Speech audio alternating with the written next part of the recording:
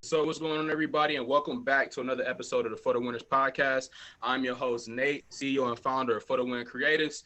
If you're new to this podcast, number one, like I told you, my name is Nate. I own a creative staffing agency. So what I do is brands, tech companies, etc. They come to me and to find creative talent, so to up their staff. And so I get them in with animators, graphic designers, UX, user experience people, etc. And that's what I do. So yeah, and for people who are already been watching the podcast, good news. We just started working with a dude named DJ Marshmallow. You ever seen that dude that has the marshmallow? Yeah. DJ? Yeah, so we just did a visualizer for him. That's pretty dope.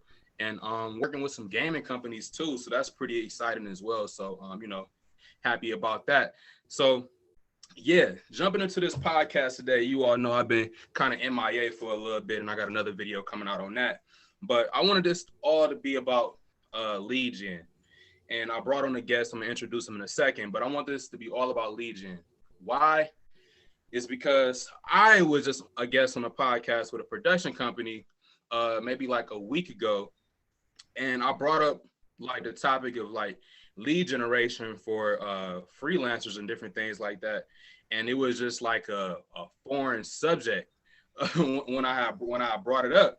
So I'm like, me personally, I figured this was just something that service providers and stuff like that already kind of knew about and like knew how to go about doing, but I was wrong. So I was like, all right, why not just make a podcast episode, YouTube video about this, and then find some good people that are in the field, and put the information out there. So here we are. Now, today I got my guy Nick on, man. He is a lead gen goat. He has an entire business around it. So I figured this was a good person to bring on the show, and this is what we're going to be talking about today. So I'm gonna let him give his own intros about what he does, what he's done, and then we're just going to get into the meat of the podcast, the meat of the show. So what's good, Nick? Go ahead and introduce yourself, bro.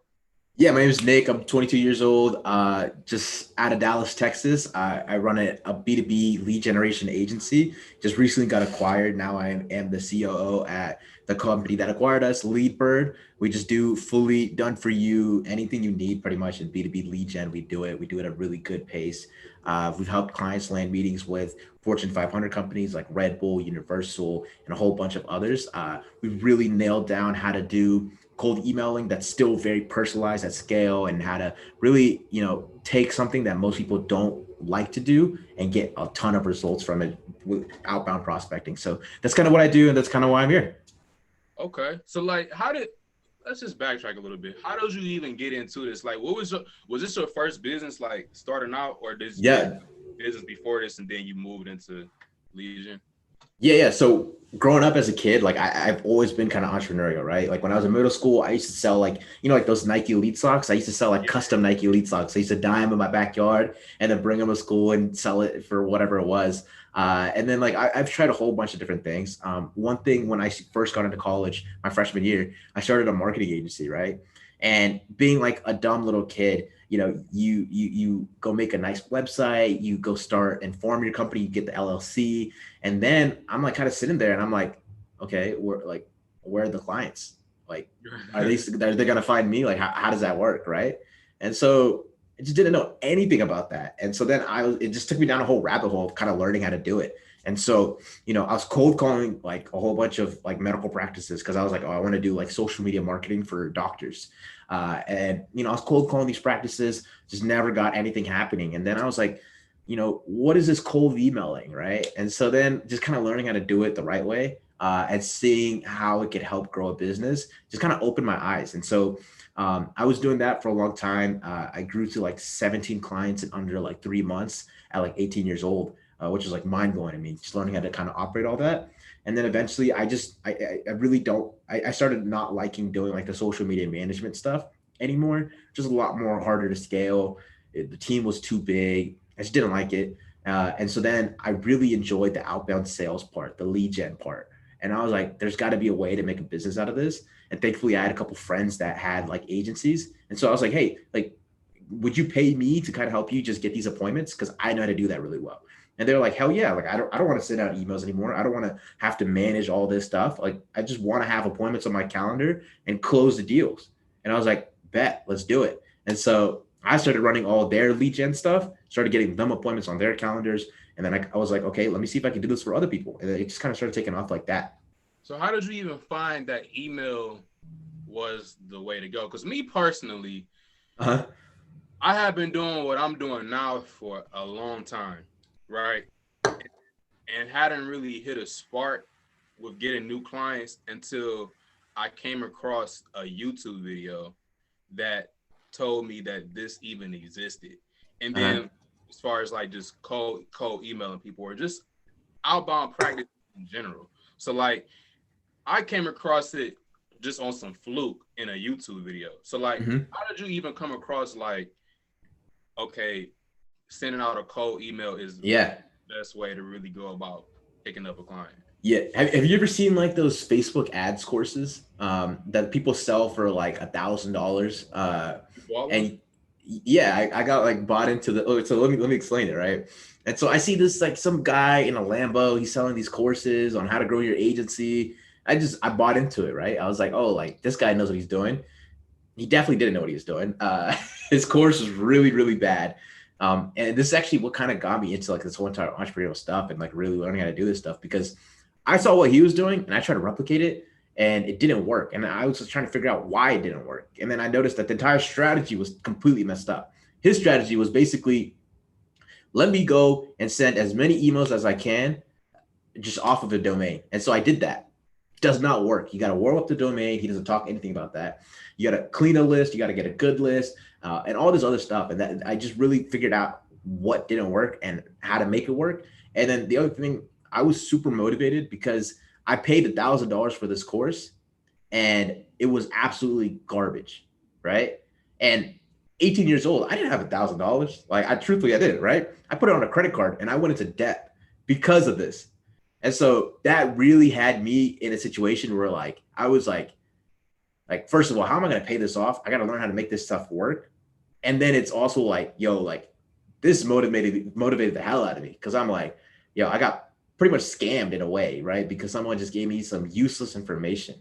And so it really just had me fired up because I was But like, I I got to mean, figure this it out. wasn't useless because it put you on. It put you on to what you're doing right now. I mean, Exactly. honestly, the way that you went about it is really the correct way. I mean, you sought out the information. You actually paid for the information. You know what I'm Mm-hmm. saying?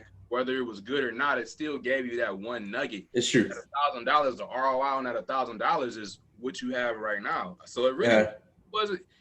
It really wasn't a bad investment. Honestly, me, for example, you went into debt on a good investment.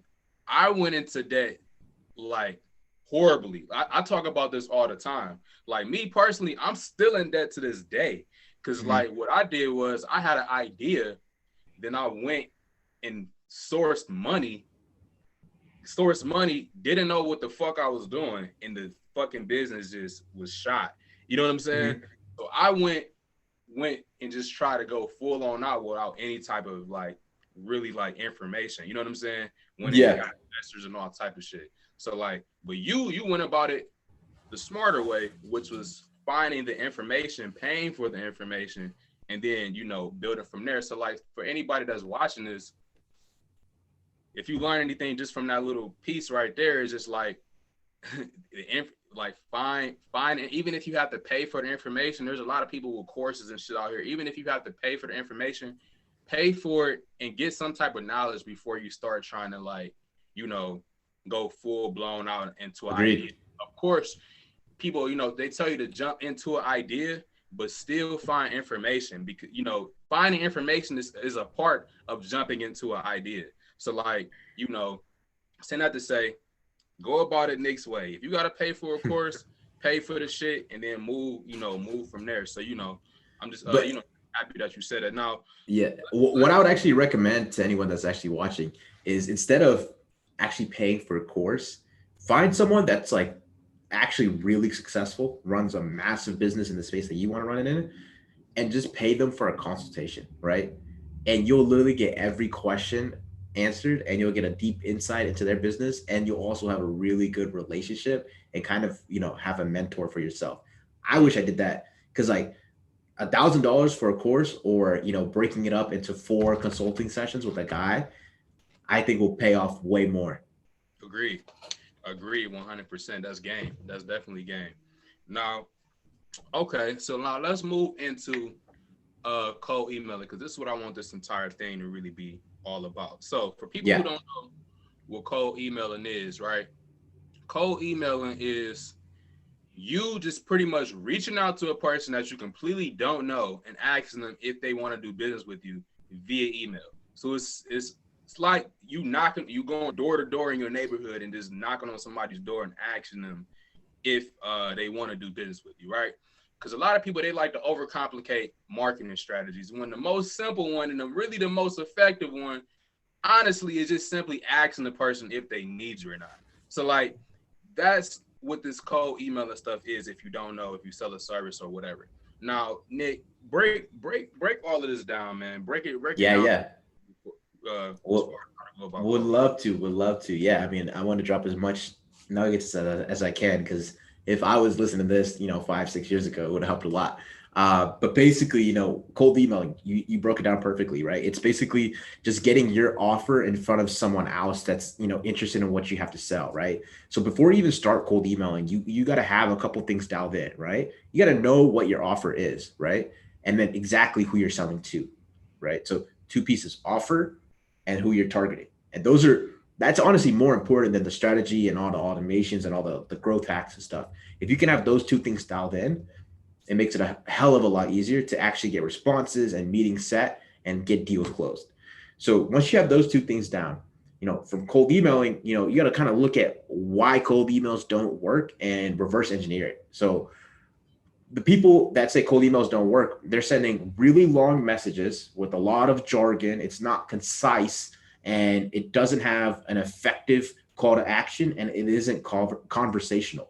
So all those things you got to make sure you don't have in your cold emails. And so in your cold emails, you want it to be short, you want it to be sweet, straight to the point, and conversational, right?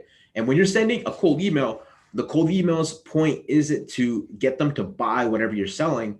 It's for you to land a meeting where you actually pitch to them, right? And even see if they're qualified to work with you, or they fit your ideal customer profile. And so that's kind of all a background of cold email. Now let's talk about the tech with cold email. So when you're sending a cold email, you need a domain. You don't ever want to send a cold email from like a Nick Abraham at gmail.com. You want to send it from like something like Nick at LeadBird.io. And so you want to have a domain that you just kind of buy, and you could use for cold emails and just throw away whenever needed, right? Because these domains, they get ruined pretty quickly, depending on how you use it. And so you have your main domain, which is where your main website's hosted, and then you want to buy a secondary domain, which is what you use to do outbound prospecting. And so when you buy a new domain to use it for your outbound prospecting, your cold emailing, your outbound sales, whatever it is, you got to warm it up. So you want to use a tool like Inboxy.io. And what Inboxy.io does is it actually throws your email into an engagement group. So, whenever it kind of just basically mimics a conversation within your email to kind of make sure that even if your response rate's low, your emails will actually deliver into the inbox. And so you want to have that on the account for about 2 weeks. It just helps with deliverability purposes, right? And then, when you source your list of contacts, right? So you already have your ideal customer mapped out. You want to go find a database that provides those kind of contacts. So, you want to look at databases like Seamless, Apollo. I can't remember any off the top of my head. Oh, Clean Leads. Yeah, those are like some of the bigger ones. And then you basically want to scrape your ideal customers like information. So, Let's their first name. let's backtrack a little bit. Yeah. So okay, so you say you have to warm up warm up an email, right? Yeah. What does that mean? Yeah. So think about it like this, right? Google does not want you to send out a million cold emails, right? They have limitations on that, right? And the way that they detect spam is they have a whole bunch of factors. And one of the factors is response rate, right? And so let's say you have an email account and I have an email account. You sent 100 cold emails and your response rate is 1%. So you got one response out of those 100. And let's say I send 50 cold emails, but I'm on that warm up server that's mimicking fake conversations, and that's sending 50 emails, right? So it technically we both sent the same amount of emails, but my response rate is going to be a lot higher because that engagement software is mimicking a conversation. And so in total, my response rate out of that 100 might be like 20 or 30%, right? And so now what that's telling Google is, hey, this account isn't being used for spam. It's being used to have real life conversations versus yours, which is getting a very low response rate, which is typically what happens when you cold email. It's saying, hey, this guy's probably doing some kind of spam or he's sending a lot of cold emails, right? And so let's And make his. if you're sending out a bunch of emails, right, with low response and that lands in spam, is there any way you can get out of spam? Yeah. So with spam, there's a lot of different things. There's a lot of reasons why your email might be in spam, right? And so it's really just troubleshooting what that reason is. And there's a lot of tools out there like Postmasters. I'm trying to think of some other ones off the top of my head. Really can't. But basically, if you just type in email deliverability tools, it'll kind of basically show you why your email's in spam. It could be because you don't have your DMARC set up correctly. It could be because the list of leads that you were emailing weren't clean. It could be because your frequency was too high. There's a lot of different reasons, or maybe your But email got. but once it lands in spam, you can revive your email and get it out of spam. Yeah, you got to figure out exactly. A lot of people say once you send out a bunch of emails, blah blah blah, and it lands in spam, it's over with. You got to use another. It's not over with, but sometimes it just makes more sense to buy another domain and get it going that way. But let's say it's your main domain, right? And it's the one that you use for everything. Yeah, you can still revive it. It just takes time. You got to kind of troubleshoot what the reason is. Like, is your email on a blacklist? If it is, you have to contact that blacklist and get them to remove you, which could be something that could be done in a week. It could take sometimes 3 months, right? And then you just got to kind of figure out what the reason is and just fix it. So it's just a tedious process. A lot of people are usually just like, I'd rather just pay the $12 and get a new domain. And so, yeah, that's typically what happens. Okay, that's game. So okay, boom. So far we got you buy a professional email address. Boom. Then you use a provider, whether it's you said like Seamless, right? Would you say? Yeah. Seamless, Apollo, Clean Leads, they're all good providers. Right? So you use those things to warm up the email address that you bought. So when you start sending your shit out, it's not landing in spam and you got to start the entire process over again because you don't want to keep having to buy more and more fucking emails or having to do all this extra shit to get yourself out of spam. So you use these these like softwares, like how you said, to get your email warmed up so you can start sending. Boom. Exactly. Now we're moving on to okay, who are you? Who are you contacting? And now you were talking about having databases of leads and and stuff like that. So let's dig in on that real quick, bro. Yeah. So there's a lot of people that resell contact information. It's called data as a service, right? Databases are an example of it. And so the databases I mentioned before, Seamless, Apollo, Clean Leads, these are all databases that have people's contact information. And so Sales Navigator is another example, right? You could search up the vertical you're targeting. Let's say you're targeting doctors. You could put doctors in Dallas, Texas that have a company size from 1 to 10. Yeah, you can do something like that, and it'll pretty much pull up all their information: first name, last name, email, maybe some personal phone numbers, social media profiles, all that good stuff, right? And then you can export that list. And then with that list, you got to always make sure you clean the list. So you got to use another tool. And basically, the reason why you want to clean the list is because sometimes these emails are old and they have some of these emails are old and they'll turn into spam traps, right? So basically, no one reads this stuff, but in the terms and conditions, when you sign up for an email account, you're saying, hey, if this email doesn't get any kind of activity for 4 years, it might be like 2 years or 4 years, I don't know, then Google technically has permission to, use that as a spam trap because it's not getting any engagement. And so, typically resellers of data will have these emails that aren't valid. And so it's if you email that invalid email, it's basically telling Google, hey, this guy's engaging with an old list probably, or someone who sold data. And so then your email is going to be put on a blacklist. So that's kind of how that works. And so you want to always clean the data, and you want to use a tool like Never Bounce. It cleans the data, lets you know if it's still there, it's still legit, it's still good. And so when you send out your cold emails, it's going directly to the user. It's not going to run into any spam traps, and it's going to be good to go. So now you have the data. I showed you how to warm up so now you have the email accounts warmed up. I showed you how to get the data. So now you actually go out and you send cold emails. And so you go into platforms, email sending platforms like Mailshake, MailArise. There's so many out there. There's so many different email sending platforms. And then you want to make sure it's not like a newsletter platform like MailChimp or ActiveCampaign. It needs to be something that is meant for cold emailing, like Mailshake. And you basically want to plug in those contacts and then write your copy. So when you write the copy, the key is you need to be short, concise. It shouldn't be a whole paragraph. It should be literally like 3 to 4 lines. And then you have a couple key pieces into the cold email. You have your open, so you have your subject line, right? Subject line needs to be catchy. You want to look and aim for open rates above 60% at the very minimum. So you want to keep A/B testing that to kind of figure out what works best. Then you have your value prop or your offer in your email, right? You have to make sure it aligns to with who you're targeting, right? So like a good example is like, you wouldn't email a web developer saying, hey, do you need a new website?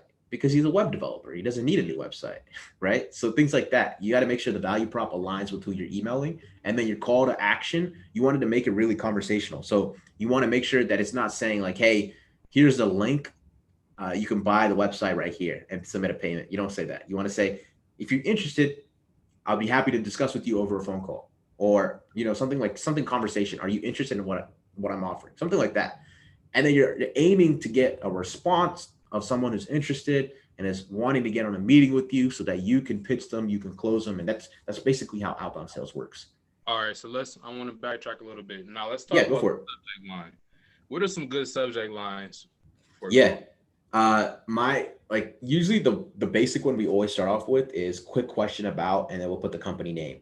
And so that's like my favorite one, typically just because it works most of the time. Let's say a campaign is doing really badly and we're trying to get better results like really quickly. We'll use the subject line like need a response ... That one does really good numbers. And so because people usually see that and are like, oh, like fuck, I messed up. And so they'll respond on that. Those are like our 2 favorite ones that we usually switch in and out of. Man, a subject line, bro, that's been getting me like 60% like open rates, bro. Yeah. What is it? Just somebody's first name, bro. Oh, really? Literally, that's it, dude. Oh, dude, I Like love that. literally just a person's first name, because you're not gonna keep scrolling past your name and not opening it. Like that is actually really true. literally, bro.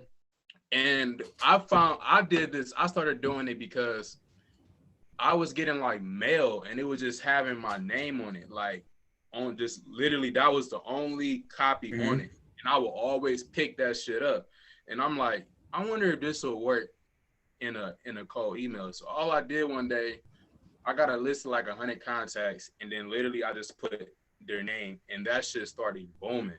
And like that's one of the things that I just use. Like I'm not a copywriter, no shit like that, but Mm-hmm. literally all I did was just put a person's name, and that shit just started booming. That needed response, that shit is fire, because that's something that I would I would personally open, because Exactly. maybe it's like a complaint or something. Like I don't know. You know what I'm saying? So I Yeah, open. yeah. That's definitely fire. Okay, so we got a couple subject lines in there. Now let's dig into the copy within the actual email. Like what should be said in those? Because you only got 3 to 4 sentences. So like, Yeah, what yeah, yeah. get it said? So what I like to do, and shout out to my friend Daniel, he's the one who like kind of came up with this copy and everyone uses it. But basically, so we do 2 things. So, if you can have a personalized email, you're much more likely to get a response, right? But writing personalized emails takes way too long, way, way, way too long. And so we've actually created a tool that actually will, if you have like the prospects like LinkedIn profile, it'll look at their LinkedIn and write a personalized line about them. It's called quicklines.ai. It hasn't released yet. aiming for an MVP probably before Q3 launches. And basically, it'll write a line for everyone, right? And so it could literally say, "Hey, Nathaniel, I noticed your work with Marshmallow, yada, yada, yada," right? And then it comes in with the offer, right? And so what I like to do is our one sentence case study. That's what it's considered, right? And so it would say, "My name is Nick, and I've worked with uh, talent staffing agencies just like yours to help them get 10 to 15 extra clients every single month." And then my call to action is this something you're interested in? Right. And so now let's break that down, right? My value prop is super strong because I'm telling you, hey, I've helped people like you get an extra 10 to 15 clients every single month, right? And then my email is personalized. Like if you read it from face value, you would say, no one else can get this email because it's saying something so specific about you working with Marshmallow, right? And then my call to action isn't pushing you for the sale, it's pushing you towards a phone call. Like, don't you think it'd be worth the call to talk about how you can get 10 to 15 more clients? Probably. And so now if you look at the email, it's short, it's concise, the value prop is strong, and it's personalized, and it's, conversational. So let me ask you two questions. Um, Number one, what if you have not worked with anybody yet? Because maybe you literally just starting a company. So like, Mm-hmm. what if you haven't worked with anybody yet? Next one is, should you say what you do? I mean, because Yes. some occupations, you see what the fuck a person does, and it just automatically just makes you not even want to, like, you know what I'm saying? Like, for Yeah, example, yeah. if I see a person say MLM, I'm automatically, if I see Forex, I'm automatically just not even like thinking, you know what I'm saying? No, I'm with you on that, 100%. Like, so those are the two questions. What if Yeah. you haven't worked with anyone? This is like a new business. And what if you just have one of them annoying, like, titles that people just don't even want to, like? Yeah, yeah, yeah. No, I'm with you 100%. Like, I get a lot of cold emails from like business development reps. They're trying to sell me something, right? So avoid those titles if you have those like titles that are, typically looked and frowned down upon, right? And maybe you don't even need to include your title in the signature. Maybe you just kind of lead with the company name. So there's a whole bunch of different ways to go about it, and then all comes down to split testing, right? And so if you don't have any previous work, what I typically like to say is just to lead with the offer, right? So instead of saying I've worked with companies similar to yours, you could just say, hey, I can help you do X, Y, and Z. Would you be interested? Right. So whatever you're selling, whatever the service is, or whatever your product does, just let them know exactly what it does, and what results that they can expect from it, and lead with that. It's either that, or you can kind of go with a bait and switch, right? And so what a bait and switch is you ask them a question, and the question is basically opening it up to where you can pitch your services. So, for example, right, let's say you do email marketing as a service, right? Like Klaviyo stuff, like the main tools they use is Klaviyo, Active Campaign, and Mailchimp, right? So you could literally email people saying, "Hey, first name, personalized line. Are you using Klaviyo for your email marketing at company name?" Right? And so you email to the right person, they're going to say yes or they're going to say no, right? Because you're just asking a question. And if they say yes or if they say no, you can come in and switch it on them, right? Because now you can say, "Oh, sweet. Would you be interested in me doing a free email audit so I can show you how I helped company name increase their revenue by 30%?" Or, "Hey, would you be interested in a free email audit? I can help you grow your account by 30%." Right? So now I baited them in, they responded, and now I'm flipping it on them. I'm telling them what I can help them do. If they're interested, they're going to respond. Even if they're not interested, I know that they responded. They seen my email, so now I can hit them on LinkedIn. Maybe I think the stat is like 70% of the time, in the signature of people's emails, they usually have a phone number. I just pop in and give them a phone call. Like there's so many different things you can kind of do when you go that route. Mm-hmm. Okay, that's game. That's definitely game. Okay, so boom, we got the subject line. Now this is, honestly, y'all, if you listening to this, this is some shit that a person would sell to you in a course right Yeah. here. Like, honestly, Yeah. this video is like this is at least like a $50 course right here. Hey, Right, maybe you gotta go just sell this right here. right. So okay, boom. Look. So okay, we got the subject line. We got what should be included in there.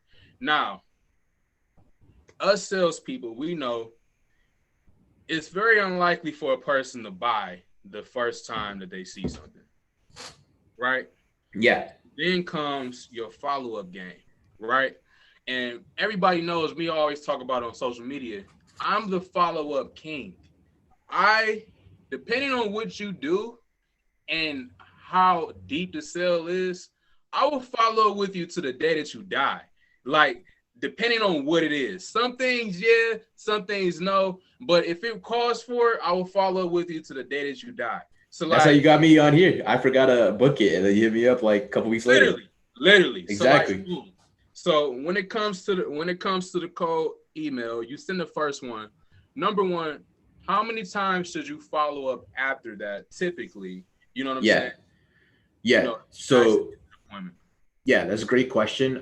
It really ranges, right? So let's say if you're doing like some kind of like account based marketing outbound sales approach, you have a list of 30 emails that you really want to nurture. Yeah, you probably could send 2 to 3 emails and not have to worry about your emails getting like burned or anything. But let's say you have like a list of like 200 contacts and you put like 3 to 4 emails, like you're risking your account to getting flagged a lot quicker because some of these people are probably going to get annoyed and they're probably going to mark your emails as spam. And the more complaints that you have, the higher chance you have of your email getting landed up in spam.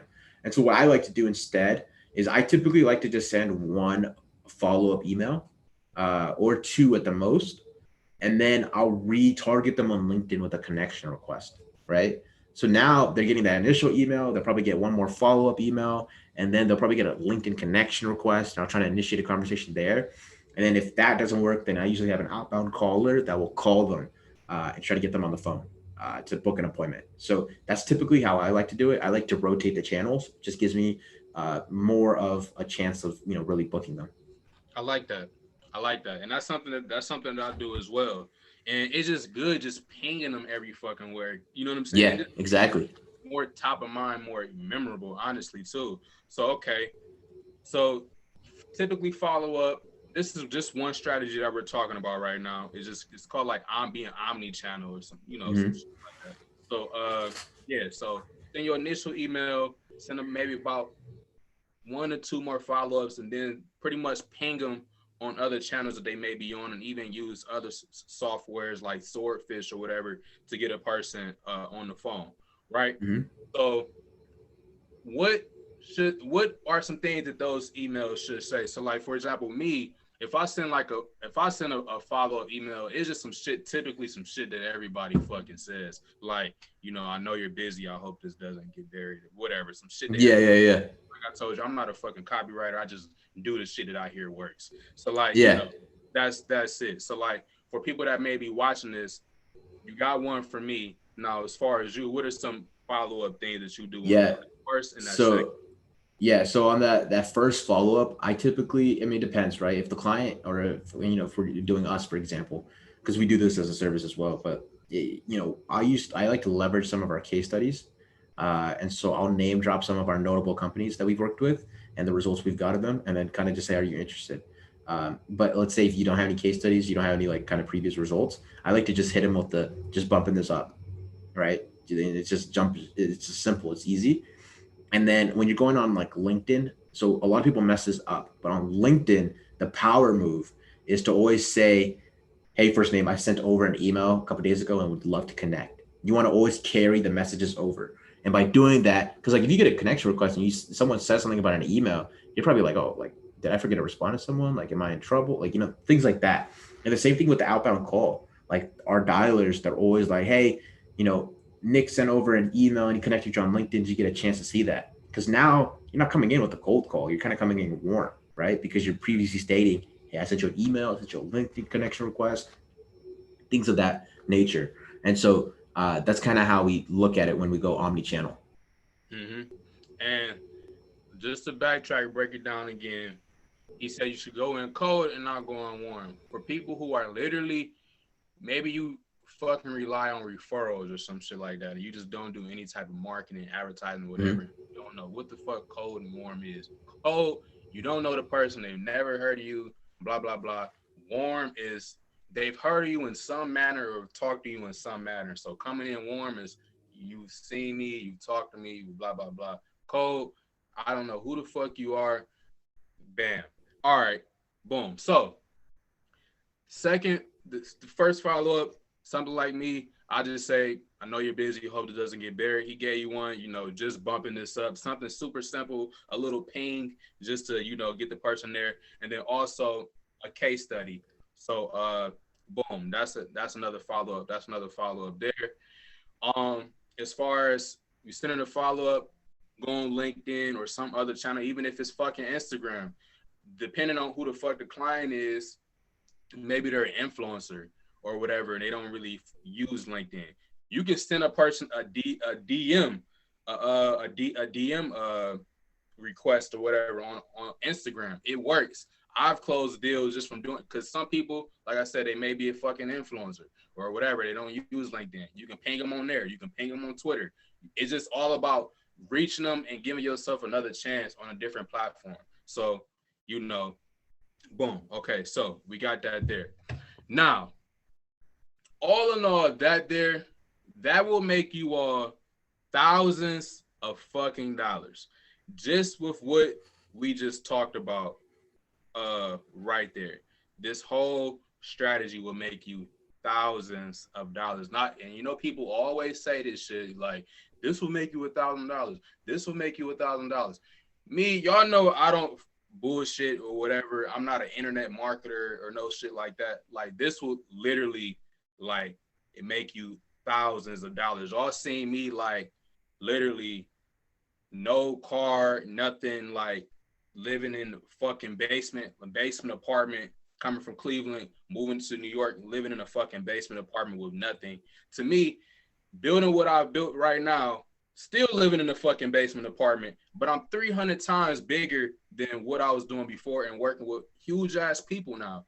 And this thing right here is one of the things that has helped me get to that next fucking level. And even when I talk about my fucking debt, this shit right here helped me pay off my fucking debt. And by the end of the year, y'all, I'm gonna be out of this fucking investor situation. I know y'all seen that crazy bitch on my damn Twitter going crazy. That is one of the people right there that I fucking owe. So at the end of this year, all of that shit is gonna be over with, and it's because of stuff like this that I'm bringing to the table for y'all right now. That's literally gonna up y'all game. Like I'm fucking telling you, like I told you, this shit right here could be a fucking course, like literally. So, boom, this right here, ton of game. Now, another thing that I want to ask you, this is more so outside of cold email, LinkedIn. What do you think about this 100 request limit, man, and what you doing with it right now? Yeah, so I mean, I think it's fine, especially if you're using it. I mean, even for us, we're using it for our first form of contact. Like, you have to understand, if you have a really good offer and you know exactly who you're targeting, it's still not going to affect you that much because you still get 100 shots per week, which is more than enough to kind of get it going, right? And so you got to get the most use of it. And so and what I've noticed is the key is if you wanted to get it accepted, you want to make sure they don't think it's automation. And so you need a personalized line in there. And so that's why you want to use tools like quick lines, right? And basically just get a AI generated first line that you can plug into that and then have that used to, send out these connection requests. Because think about it, right? If I send an email, or not an email, a LinkedIn connection request saying, hey, Nathaniel, personalized line, would love to connect, you're probably going to connect because you think, hey, this guy actually took the time out to write this little sentence about me, right? Or look into my profile. Even though I didn't technically do it, and it's not hurting anyone, so I don't think it's wrong. It's still good, and that's what you got to do. So you got to get the most use of it, and then really just have your offer and target down, and just know exactly what to do. So, for example, I have this client. They do sales consulting, right? They basically have commission-based sales reps, and so literally did no type of personalization. We literally just dialed in on who they're targeting, and so they're targeting marketing agencies. And me owning a marketing agency at one point, I know what it's like, and so I knew how to get into the pain points. And so, typically marketing agencies that have 1 to 10 employees, they usually don't have any sales reps, and that's huge burden on them because now the CEO is also closing the deal, doing the fulfillment, and doing a whole bunch of other things. And so I changed the targeting. I literally sent messages saying, "Hey, first name, is your company name looking for commission-based sales reps? Question mark. Acceptance rate was like 45%, something like that. Because We got to, people was getting mad when I said that I kind of like the fact that LinkedIn added this limit Mhm. because it it cuts out the spam.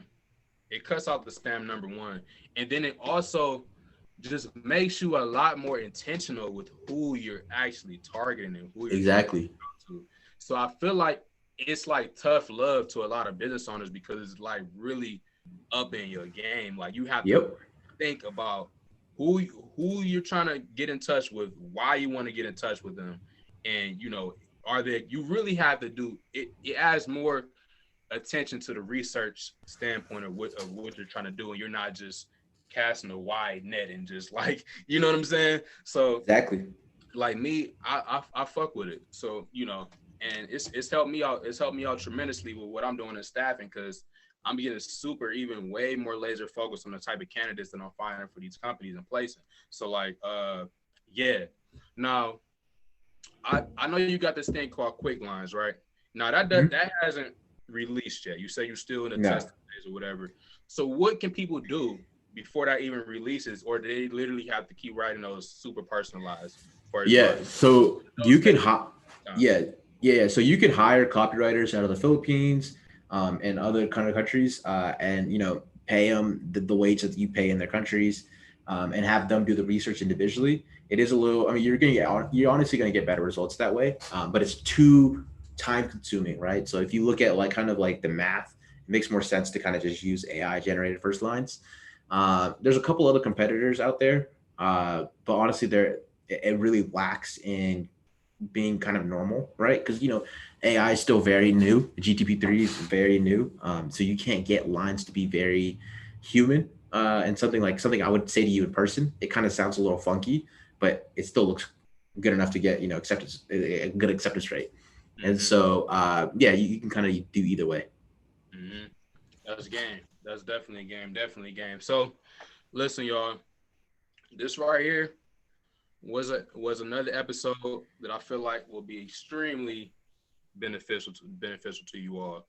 And this is all about cold email, outbound, etc. Take your notes and literally try this as soon as you get done listening to this fucking podcast or watching this on YouTube or whatever, wherever that I may place this thing.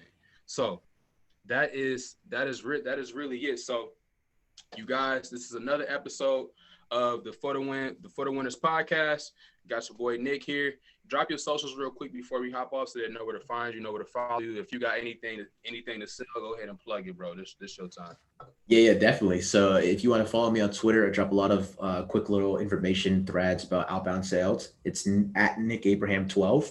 And then the two companies I'm working on right now, or really three. If you're just looking for way more information about outbound sales and just kind of like all the stuff about automation, systems, processes, and just growth, you can go to growfaster.co.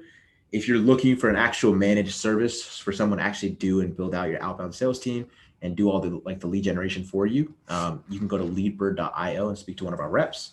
And then I think the beginning of Q3, we're aiming for July 1st or that first week, we will have our AI generated lines, quicklines.ai. It's going to write all the personalization for you, get your response rates up, and help a lot. So those are the three places that you can find me and use these assets for your business.